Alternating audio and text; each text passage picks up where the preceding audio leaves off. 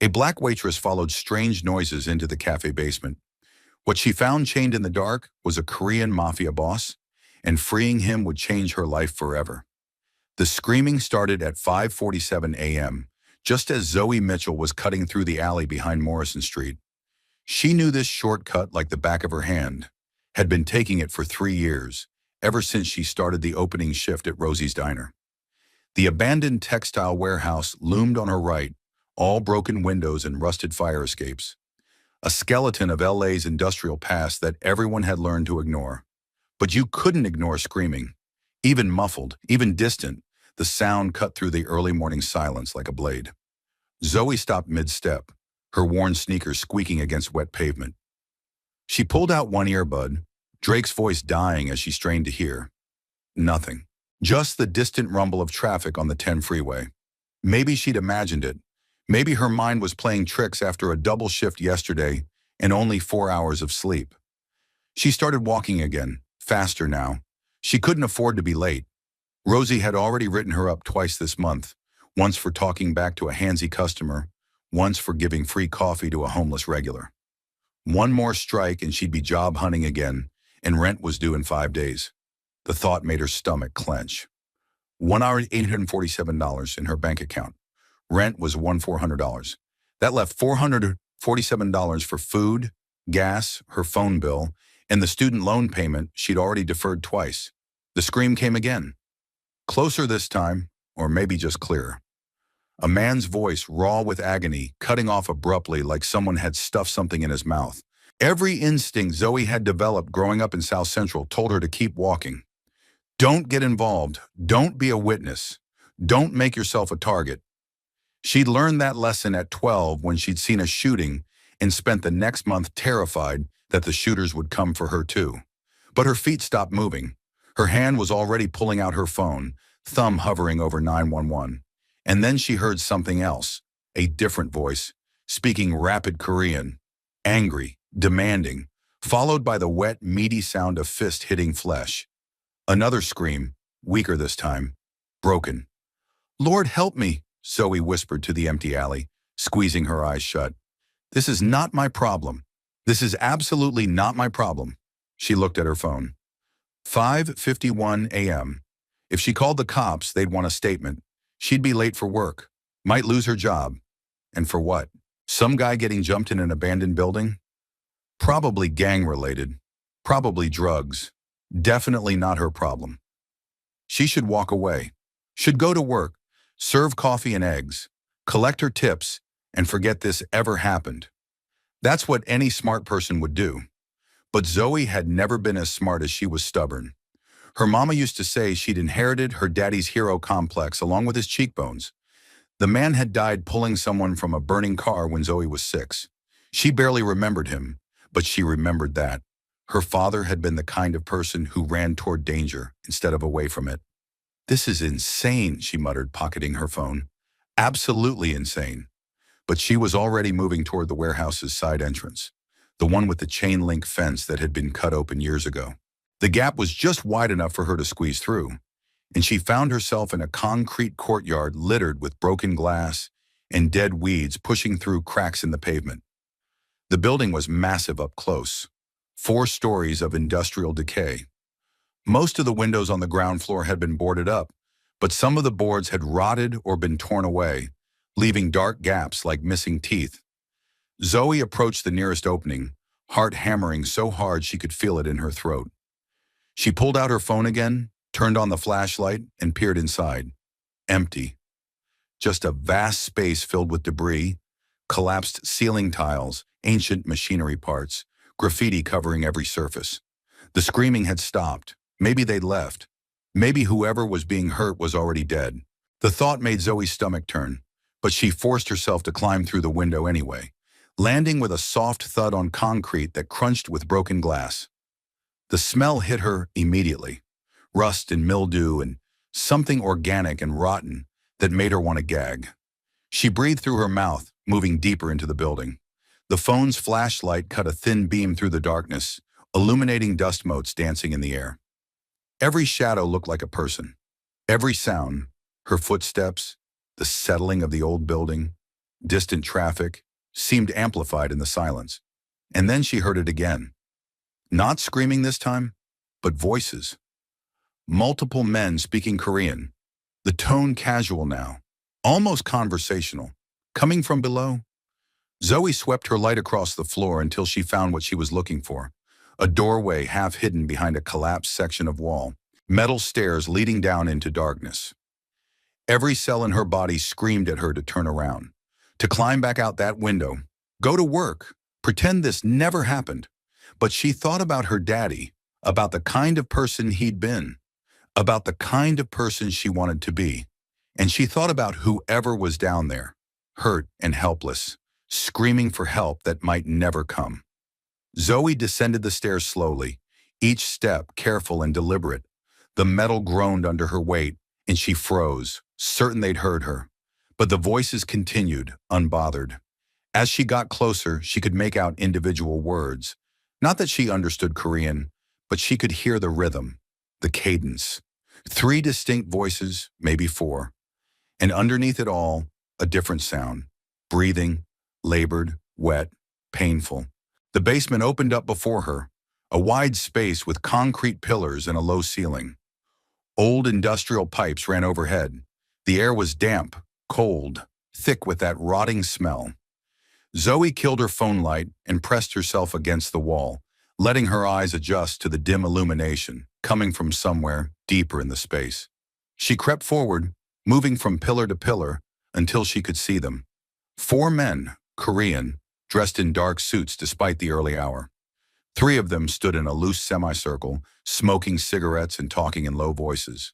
The 4th, younger and nervous-looking, kept watch near what looked like a heavy metal door set into the far wall. All of them were armed. Zoe could see the guns clearly, holstered at their sides like it was the most natural thing in the world. "Oh God," Zoe breathed, so quietly it was barely sound at all.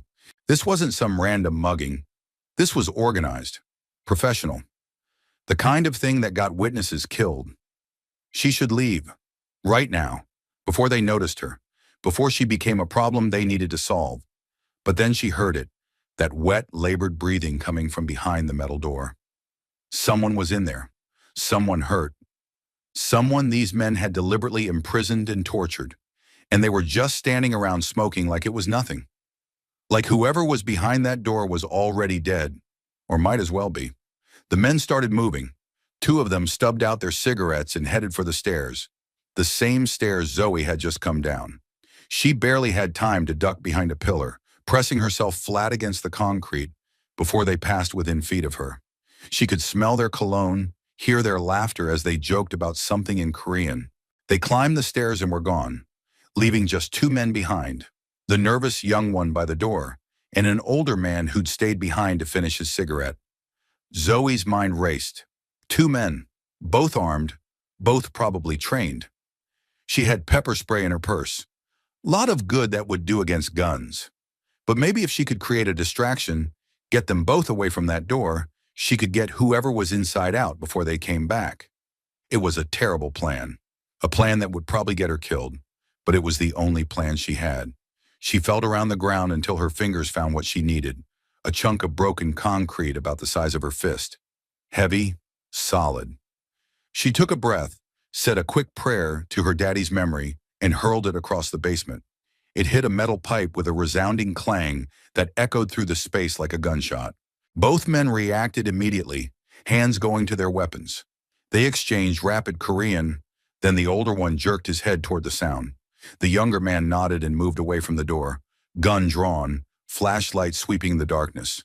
The older one stayed put, but he'd turned his back to watch his partner investigate. Zoe didn't think, didn't let herself hesitate. She ran low and fast, covering the distance to the metal door in seconds. Her hands found the heavy bolt, not locked, thank God, just latched, and she threw it open. The door swung inward on rusted hinges that screamed in protest, and Zoe dove inside, slamming it shut behind her. Immediate shouting, footsteps pounding toward her. Zoe threw the bolt home just as someone slammed into the door from outside, the impact rattling her teeth. She stumbled back into darkness, phone falling from her hand, the flashlight spinning across the floor to illuminate. A man, chained to the wall, barely conscious, blood everywhere, on his face, his torn shirt, pooling on the concrete beneath him. Korean, probably late 20s with features that would have been handsome if they weren't so destroyed. His left eye was swollen shut, his lips split, his breathing shallow and ragged. The chains were heavy industrial things, locked around his wrists and bolted to the wall, leaving him barely able to move. And he was staring at her with his one good eye, expression somewhere between shock and disbelief, like he couldn't quite process that someone had just burst into his prison cell. The door shook again, harder this time. Voices screaming in Korean, orders being shouted. The bolt was holding, but Zoe could see it bending under the force. They'd break through in minutes, maybe seconds. She grabbed her phone from the floor and ran to the man, dropping to her knees in front of him. "Hey," she said, her voice steadier than she felt. "Hey, can you hear me? We need to get you out of here." His eye focused on her slowly, like he was coming back from somewhere far away. When he spoke, his voice was a ruined rasp, barely audible over the pounding on the door. "Run. Get out. They'll kill you." "Not without you." Zoe examined the chains, looking for a weak point. The locks were professional grade, the kind you'd need bolt cutters or a key to open. The bolts in the wall were slightly better, old, rusty, set into concrete that was crumbling with age and water damage. Maybe, just maybe, if she had something to pry with. "Who are you?" the man asked, his English barely accented but shaped strange by his injuries. "Why would you come here?" "Because you were screaming," Zoe said, still searching for something, anything she could use, and nobody else was coming to help. "You're insane." But something flickered in his expression, something that might have been hope if it weren't drowning in pain and resignation. "They're going to break through that door. When they do, they'll kill us both." "Then I guess we better work fast." Zoe found what she needed, a piece of rebar, probably from some long-ago construction, lying abandoned in the corner. She grabbed it and wedged it behind one of the wall bolts, using it as a lever. "What's your name?" "Does it matter?"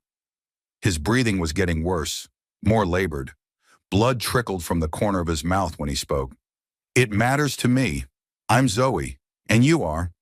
A pause. The door shook again, and Zoe heard new voices. The other two men had returned. 4 against 1 now. 4 armed men against one waitress with pepper spray and a piece of rebar. The odds were laughable. "Hoo Jun," he finally said. "Kim Hoo Jun." "Nice to meet you, Hoo Jun. Now hold still." Zoe put all her weight on the rebar, felt the bolt shift slightly. The concrete around it was cracking. A few more tries and maybe... The bolt came free with a grinding shriek of metal on concrete. One wrist liberated, even if it still had a heavy chain and shackle attached. Hoo Jun gasped as blood rushed back into his arm, the pain clearly excruciating. But he was already moving, using his free hand to help Zoe with the second bolt, both of them working the rebar in desperate tandem. Outside, the shouting had stopped. That was somehow worse than the noise. It meant they'd stopped trying to break through and started planning something else. Zoe's mind supplied helpful possibilities. Shooting through the door, setting fire to the building, waiting them out. All of them ended with her and Hoo Jun dead. "There!" Hoo Jun breathed as the second bolt gave way. He was free of the wall, though the chains still hung from his wrists, heavy and restrictive. He tried to stand and immediately collapsed, legs giving out after what must have been hours or days chained in one position. Zoe caught him, staggering under his weight. He was taller than her, broader, and even injured he was solid muscle. "I can't..." His voice was thick with frustration and pain.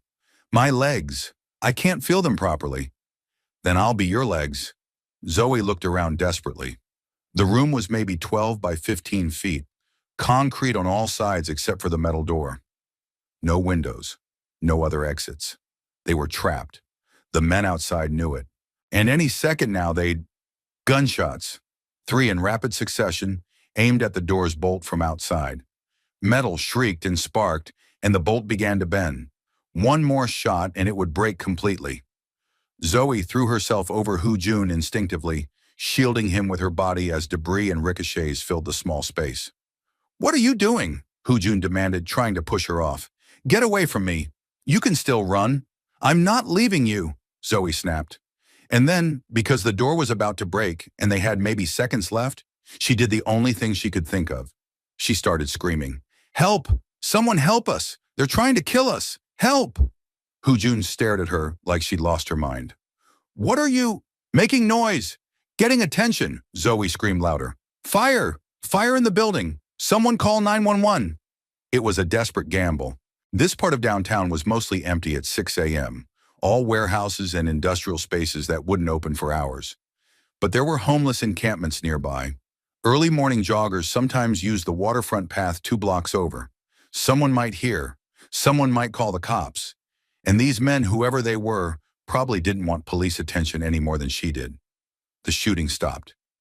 Zoe kept screaming, throat already raw, until Jun grabbed her arm. "Stop! Listen!"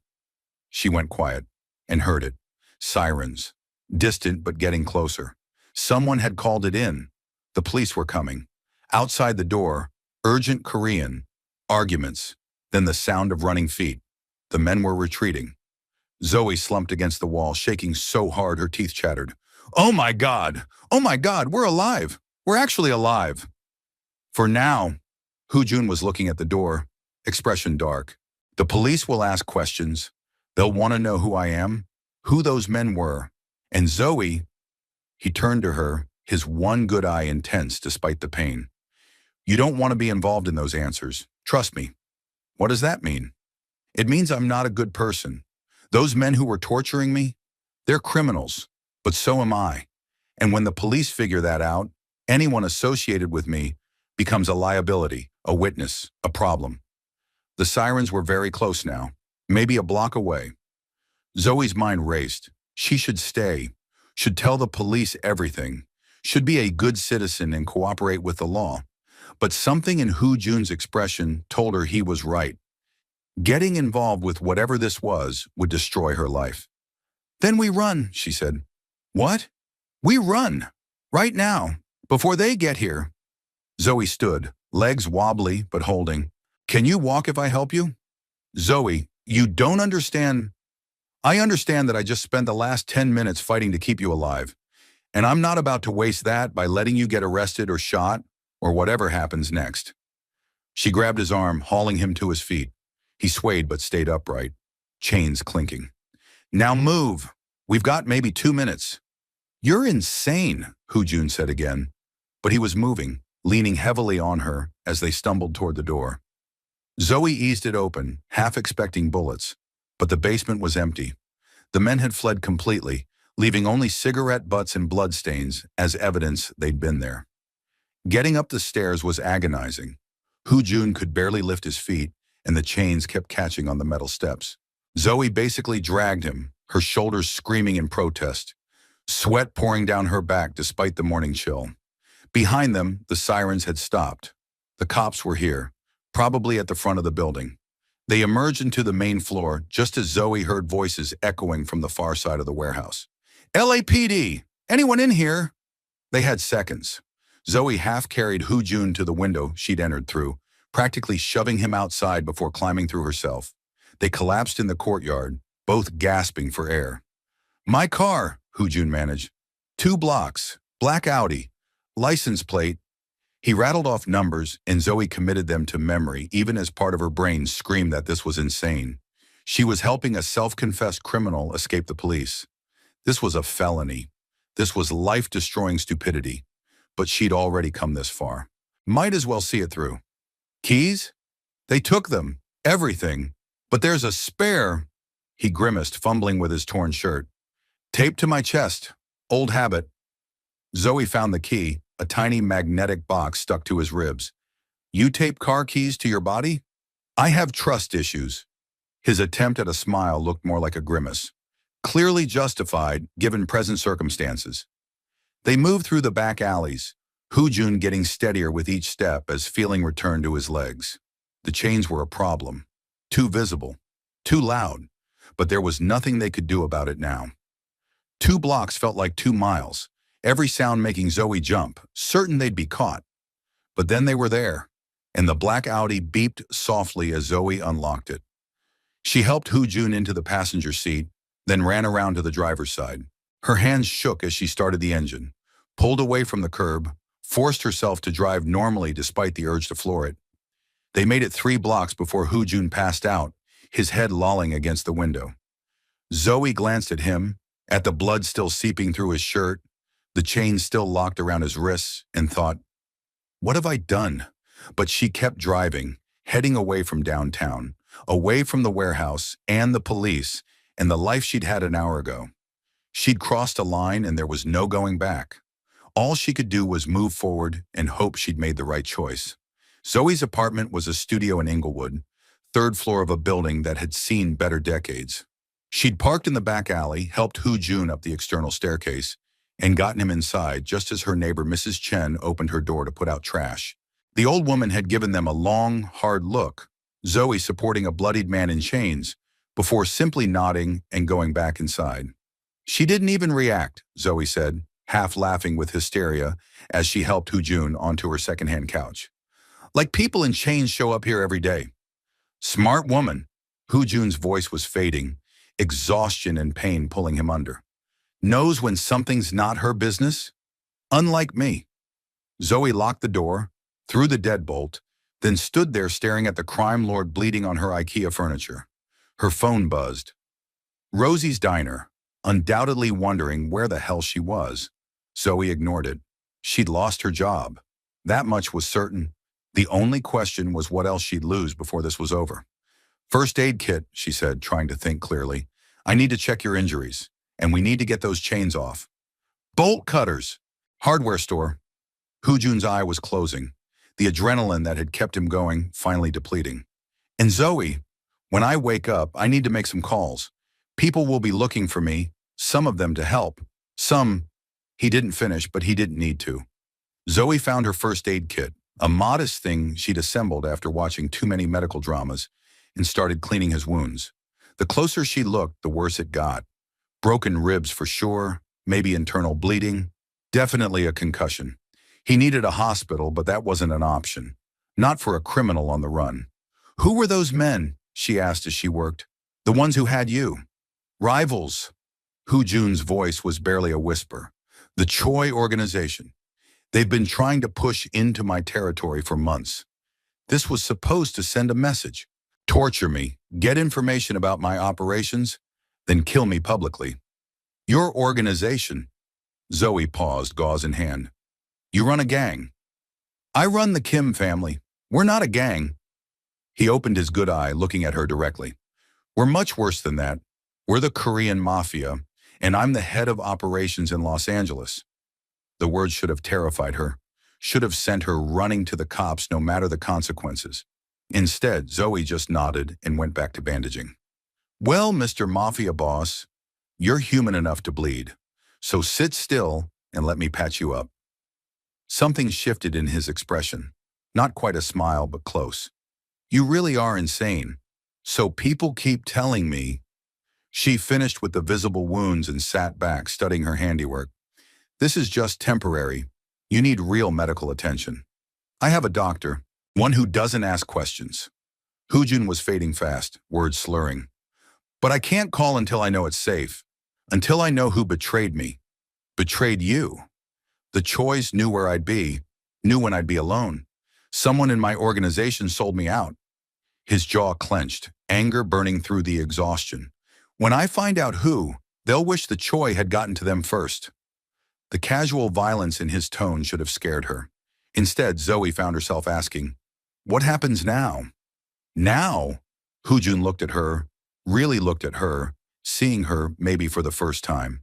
Brown skin, natural hair pulled back in a ponytail, wearing yesterday's jeans and a t-shirt from a 5K she'd run in college.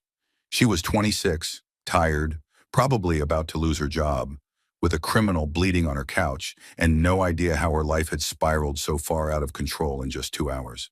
"Now you go to work," Jun said. "You pretend this never happened.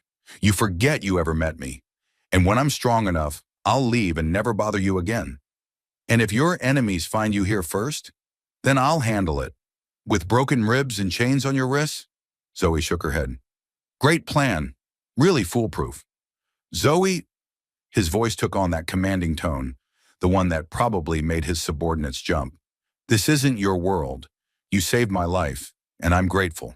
But the longer you stay involved, the more danger you're in. These aren't people who show mercy. They'll kill you just for helping me. Then I guess we'd better make sure they don't find you. Zoe stood, grabbed her keys. I'm going to the hardware store for bolt cutters. Then I'm calling in sick to work. Might as well, since I'm probably already fired. And then we're going to figure out how to keep you alive long enough to heal. After that, you can disappear, and I can go back to my boring life. Why? The question stopped her at the door. Why are you doing this? You don't know me. You owe me nothing. Zoe turned back to look at him, at this dangerous, broken man who'd been tortured and left to die in a basement, who ran a criminal empire and probably had blood on his hands, who she should hate or fear, or at the very least want nothing to do with. Because you were screaming, she said simply, and I couldn't walk away. That's it. That's the whole reason. Maybe it's stupid. Maybe I'll regret it. But I made my choice, and I'm seeing it through. Something flickered in Hu Jun's expression, something raw and vulnerable that he quickly buried. You're going to get yourself killed. Probably. Zoe smiled despite everything. But at least I'll die interesting instead of boring.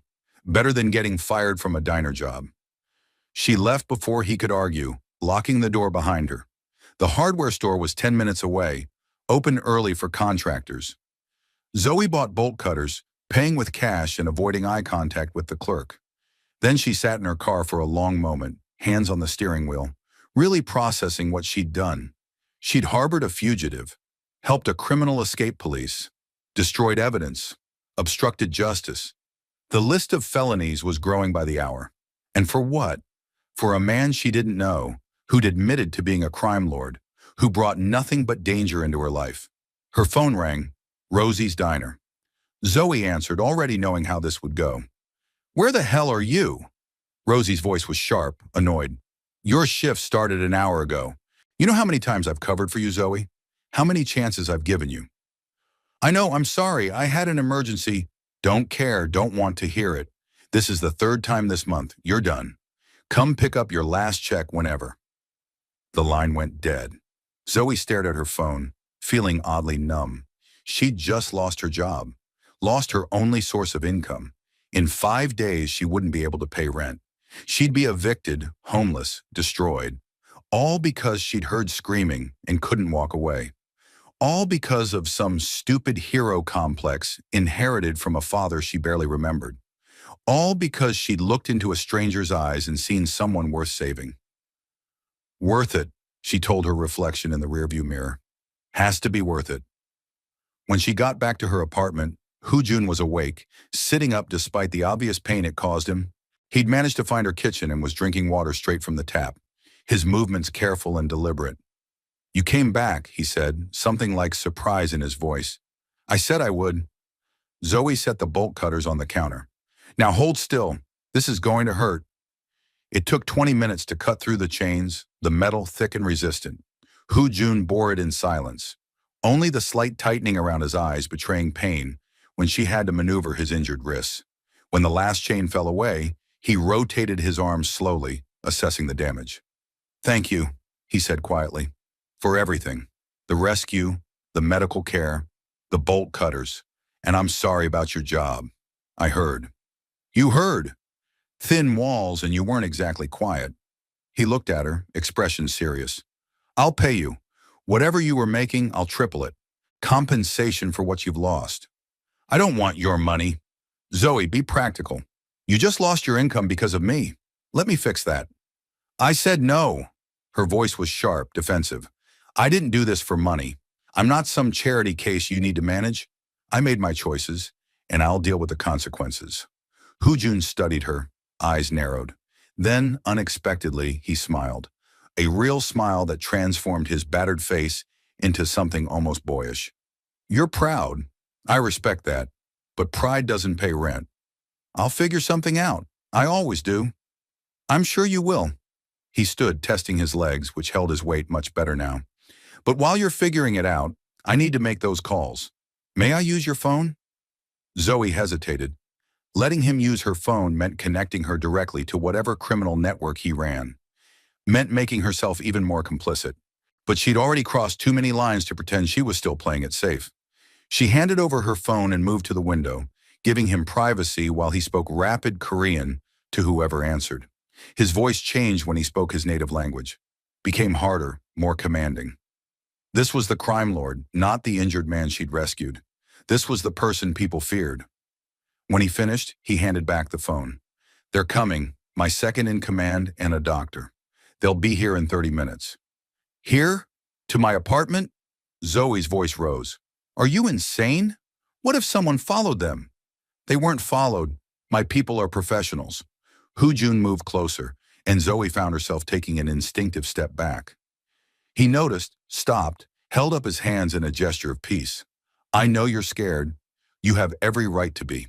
But I promise you, Zoe Mitchell, nothing will happen to you. I'll make sure of it." "How do you know my last name? I never told you." A pause, then Jun reached into his pocket, slowly, clearly not wanting to startle her, and pulled out his phone. The battery was dead, but he showed her the lock screen anyway. "Before they took everything, I managed to take a picture of your driver's license. From your purse, when you were checking my injuries." "You went through my purse?" "I needed to know who'd saved me. In case..." He trailed off, but Zoe understood. In case it was a trap. In case she was working for his enemies. In case he needed to know who to eliminate.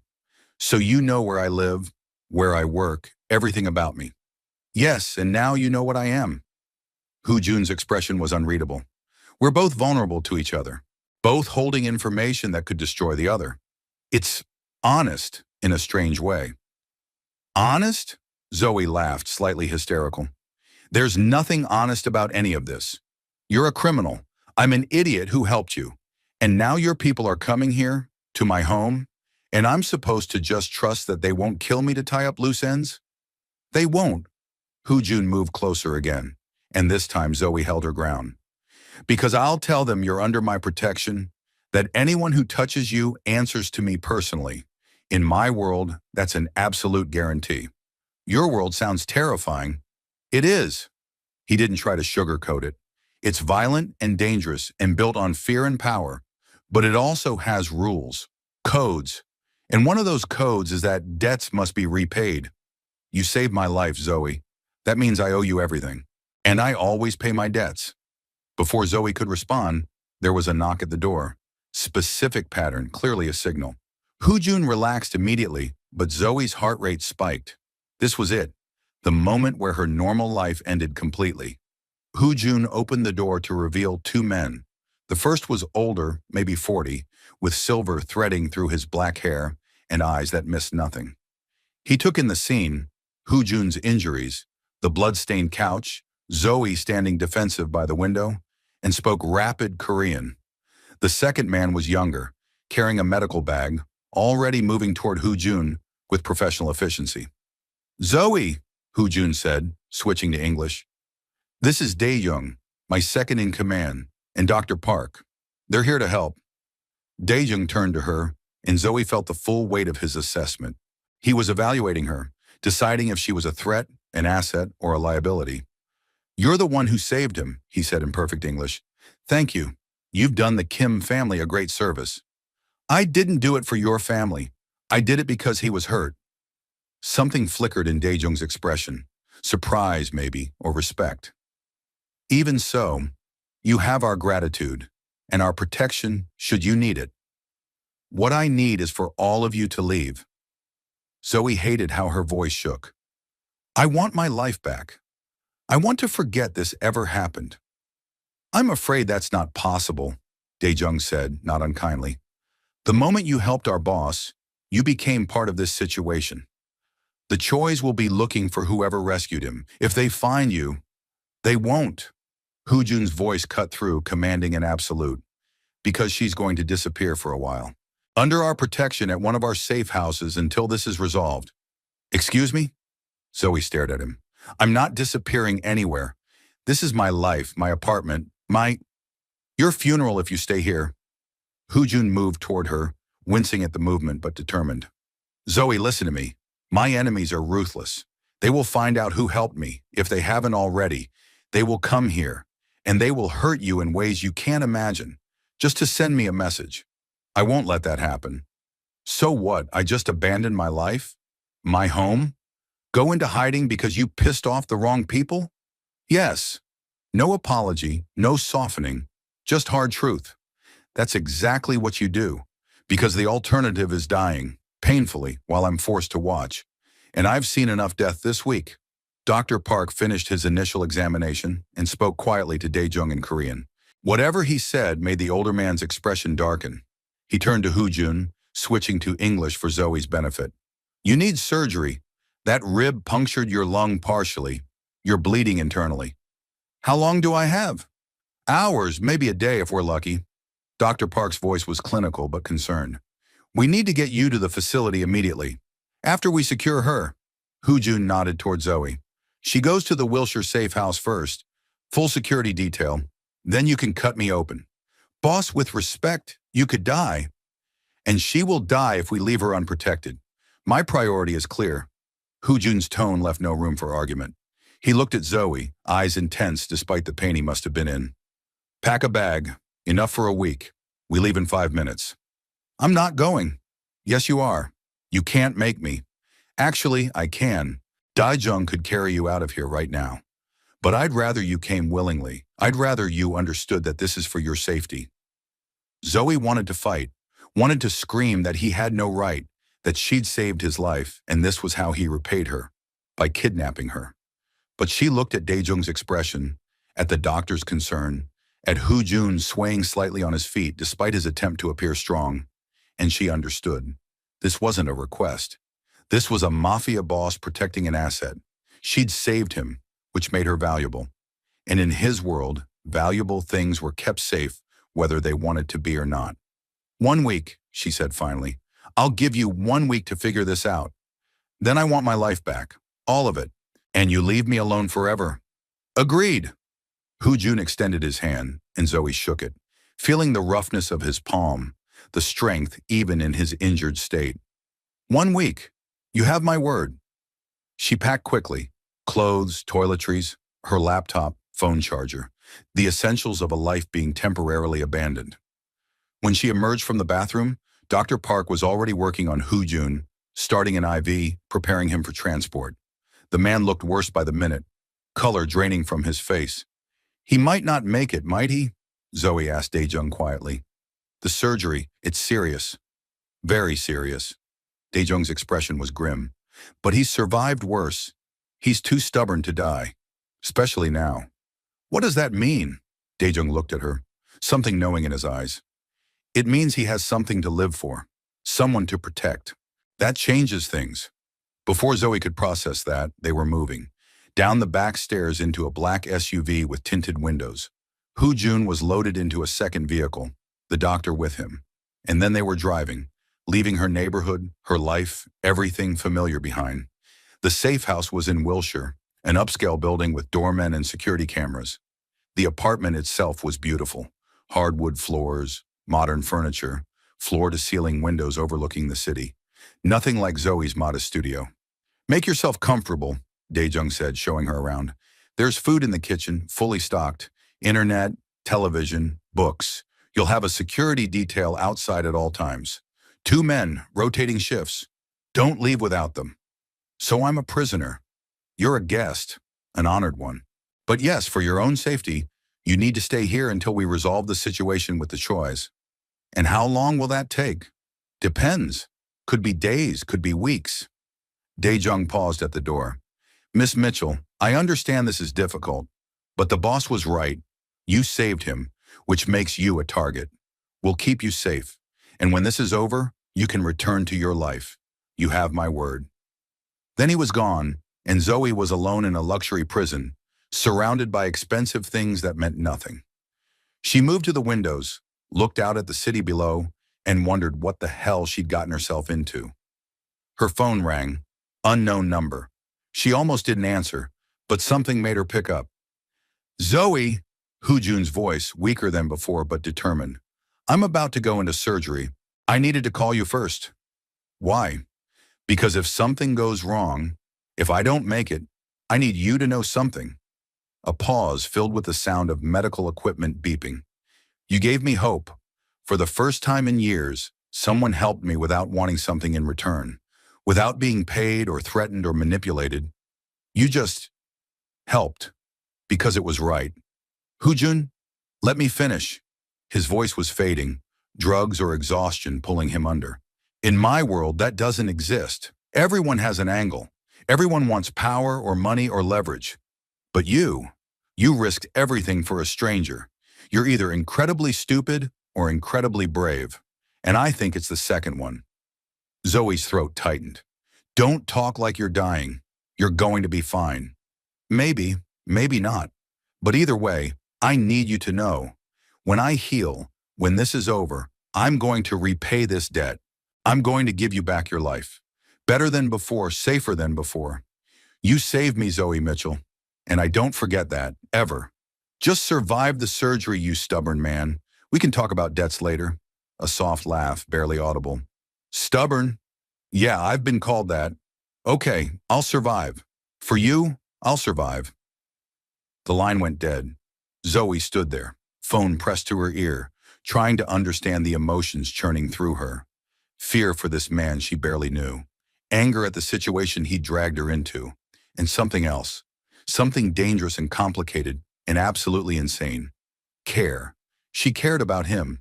About this criminal, this dangerous man who'd brought nothing but chaos into her life. She cared if he lived or died. And that terrified her more than anything else. The hours crawled by. Zoe tried to watch TV, couldn't focus. Tried to read, couldn't process the words. Finally, she just paced, wearing a path in the expensive hardwood, checking her phone every 30 seconds for news. Night fell. The city lights came on, turning Los Angeles into a glittering sprawl. And still, no word. Zoe's imagination supplied terrible possibilities.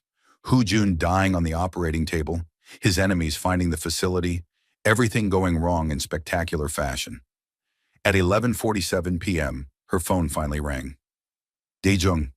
He made it, the man said without preamble. Surgery went well. Dr. Park repaired the lung, stabilized the bleeding. He'll need weeks to recover fully, but he'll live. Relief flooded through Zoe so intensely her knees went weak. She sat down hard on the expensive couch, phone pressed to her ear. Thank God. Where is he? Can I see him? He's at our medical facility. And no, not yet. He's still unconscious and we need to keep his location secure. But he asked me, before the surgery, to tell you something if he survived. What? A pause, then Daejung's voice, slightly amused.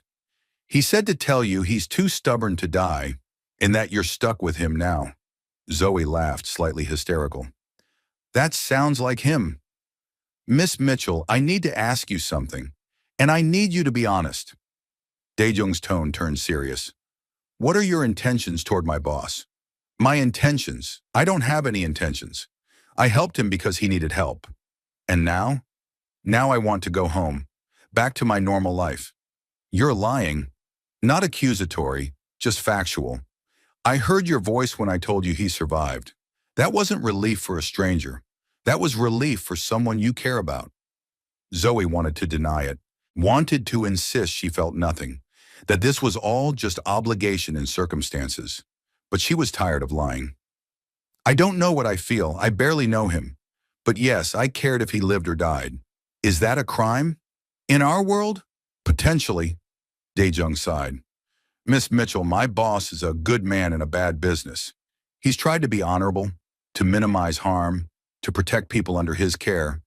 But he's also lonely, isolated. The kind of power he has makes real connections impossible. Everyone either fears him or wants something from him. Why are you telling me this? Because I saw how he looked at you, in your apartment, before we left. I've known him for 10 years and I've never seen that expression on his face. Interest, yes. Attraction, occasionally. But this was different. This was... He trailed off, searching for the word. This was what? Zoe asked, even though part of her didn't want to know. Hope, Daejung said finally. He looked at you with hope, like you were something good in a world that's shown him very little goodness. And that makes you incredibly dangerous. Dangerous how? Because if he cares about you, truly cares, his enemies will use that against him. Against both of you. The Kim family has rules about personal attachments for exactly this reason. They make you vulnerable. Then it's a good thing I'm leaving in a week, Zoe said firmly. Back to my boring waitress life, far away from all of this. Do you really think it'll be that simple? Daejung's voice was knowing. That you can just walk away and forget? That he can? It has to be, because the alternative is… Zoe couldn't finish. Couldn't articulate the terrifying possibility that this insane connection with a criminal she'd known for less than a day, could be something real, something worth risking everything for. Get some rest, Miss Mitchell, Daejung said gently. Tomorrow things will look clearer, and when the boss wakes up, I'm sure he'll want to see you. To thank you properly. He hung up. Zoe sat in the dark apartment, surrounded by luxury that meant nothing, and tried to process the last 18 hours of her life.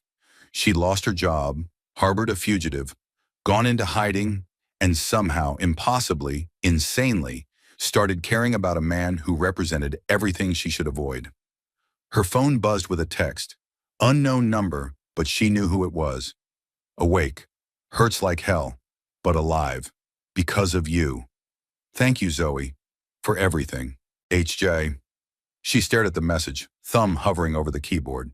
She should send something brief, professional, distant, should maintain boundaries before this got any more complicated. Instead, she typed, You scared me. Don't do that again. Rest. We'll talk when you're stronger. The response came immediately. We'll do more than talk. When I'm healed, I'm taking you to dinner. Somewhere nice, where you can yell at me properly for ruining your life. Despite everything, the fear, the uncertainty, the absolute insanity of her situation, Zoe smiled. You can barely stand, and you're already planning dates? You really are stubborn. Told you. Too stubborn to die. Too stubborn to let you walk away without showing you what your bravery earned. Sleep well, Zoe Mitchell. Dream of better things than warehouses and basements. Zoe set down her phone and moved to the bedroom, exhaustion finally catching up with her. She lay down on sheets that probably cost more than her monthly rent and stared at the ceiling, processing the impossible truth. She'd saved a Mafia boss. He'd promised to repay the debt, and somehow in the space of one terrifying morning, her entire life had transformed. No job, no apartment she could safely return to, and a dangerous criminal who looked at her with hope in his eyes. It was insane, impossible, the kind of thing that happened in movies, not to 26-year-old waitresses from Inglewood. But it had happened, and now Zoe had to figure out what to do with it. With him, with this connection that neither of them had asked for, but both of them felt. 1 week, she whispered to the darkness. I gave him 1 week, and then I walk away. Back to normal, back to safe. But even as she said it, Zoe knew she was lying, because nothing about her life would ever be normal or safe again. She'd crossed into Hoo Jun's world, and that world had a gravity all its own, a pull that was already making it hard to imagine leaving. She closed her eyes and tried to sleep, knowing that when she woke up, everything would be different, that the man in the hospital bed across the city would recover and come to collect on that dinner promise. That Daejung was right. It wouldn't be simple, wouldn't be easy to just walk away. Because Zoe had heard Kim Hoo Jun screaming in that basement, and she'd run toward the sound instead of away from it. And that single choice, that moment of stupid bravery, had changed everything. For both of them.